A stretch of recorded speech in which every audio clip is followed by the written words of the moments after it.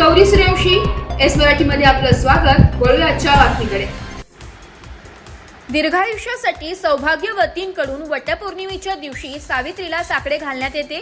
तो दिवस म्हणजे वटसावित्री पौर्णिमा. हिंदू धर्मात या पौराणिक सणाला विशेष महत्त्व प्राप्त आहे. या दिवशी ते आपल्या पतीच्या दीर्घायुष्य व सुख समृद्धीसाठी मगन करतात. त्यामुळे महाराष्ट्रात मोठ्या प्रमाणावर हा सण विवाहित महिला सण साजरा करतात.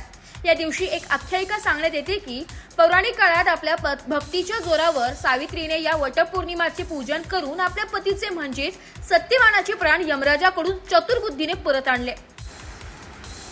यमराजाकडून 3 वरदान मागताना पहिले वचन सासऱ्यांचे राज्य, दुसरे वचन जीवनात भरभराटी तसेच सुख समृद्धी, तर तिसरे वचन पुत्रप्राप्ती. हे 3 वचन दिल्याने नाईलाजास्तव यमराजाला सत्यवानाचे प्राण परत करावे लागले. या विशेष दिनाच्या निमित्ताने भोकरदन शहर व तालुक्यातील महिलांनी आपल्या हातावर मेहंदी घालीत तसेच नवीन साडी परिधान करत शृंगार करून पूजेच्या ताटात तांदूळ किंवा गहू, 5 प्रकारचे धान्य, गोड पदार्थ, तुपाचा दिवा, सुगंधित अगरबत्ती, फुले, दुर्वा इत्यादी घेऊन वडाच्या झाडाचे मनोभावे पूजन केले. वडाच्या झाडाला दोरा गुंडाळून पतीच्या आयुष्याची दोरी याच प्रकारे लांबवावी व पतिराजावर कुठल्याही प्रकारची संकटे न येता आपला संसार हा सुखाने चालावा यासाठी सावित्रीला साकडे घालण्यात आले. एस मराठी न्यूज साठी प्रतिनिधी अमोल शिंदे, भोकरदन.